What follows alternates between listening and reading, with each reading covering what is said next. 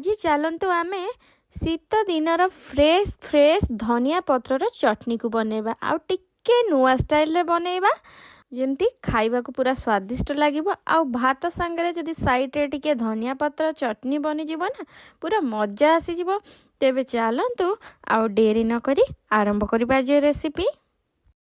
धनिया पत्र चटनी पाई एसबु सामग्री दरकार। आमु बाड़ीर फ्रेश फ्रेश धनिया पत्र किछि नहीं जाइछि आ तार तलर जो गुड़िक काटिकी ताकू सफा कर नहीं जाइछि तार मूल गुड़िक आ किछि आंब कसिया अदा फाळे लेंबू नहीं आ तापरे एठी मु आंबुल जो न आंबुलर जो माउसी आंबुलर जो नरम अंशटा सेटा काटी नहीं जाइतली। तापरे कंचा लंका नहीं जीरा आ लुण मध्य नहीं। आपण मान चाहिले खट्टा मीठा दुईटा बालांस करने पे चीनी भी ऐड कर पारिबे। तापरे मु ग्राइंडर जार को नहीं आपण माने मुझे ग्राइंडिंग करछि चटनी को आपण मान चाहिले शिल बटा मध्य यूज कर पारिबे तार टेस्ट बहुत बढ़िया आसीबो।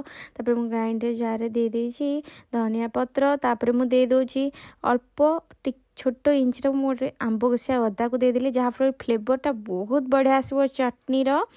आउ तापरे मु दे दोछि हाफ स्पून पाखापाखी जीरा जहाँ फल कि टेस्ट बहुत बढ़िया आसबो आम चटनी रो। तापरे मोटी लुण अल्प ऐड करछि कारण जेहेतु आंबुलरे लुण अछि तो लुण देखिकी आमे दबा। मोटी स्वाद अनुसार लुण को देली।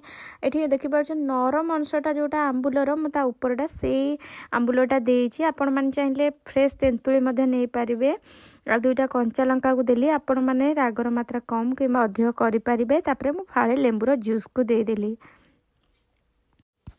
आमु 2 ରୁ 3टा स्पून पाखापाखी ये धनिया पत्र चटनी रे पानी को देछि बेसी बिल्कुल भी पानी देनी। आपण माने देखिकी ही पानी देबे कारण पानिया हे गेले चटनीटार स्वाद बिल्कुल भल आसीबनी। मु सेटा स्किप माने वीडियो रे देखे पानी पानी अल्प पूरा देइथिली। आ देखि पाछन चटनी रे कंसिस्टेंसी एतिकी बोलिया रहिले खाइबा को भल लागिबो। आ ता धरे जदी आपण मान चाहुचंदी बादाम मध्य ऐड करि परिबे तार टेस्ट बहुत बढ़िया आसीबो। एमती भी सिंपल तरीका रे आमे जेहेतु बनौचे तो एमती निश्चिंत बनातु आउ एमती देसी स्टाइल रे बनातु भात सांगरे साइड रे एंजॉय करंतु खाइबा को बहुत ही बढ़िया लगी थाए। आशा करछि आपण मानको धनिया पत्र चटनी रेसिपी निश्चिंत पसंद आस्तिबा। आपण माने भल लागितिले वीडियोटी को लाइक कर दिंतु शेयर कर दिंतु सब्सक्राइब कर दिंतु पाखर दिया बेल आइकन मध्ये प्रेस कर दिंतु जहाँ द्वारा कि आपण मानो पाखरे मोर वीडियो प्रथम करी जाय पहुंच पारिबो।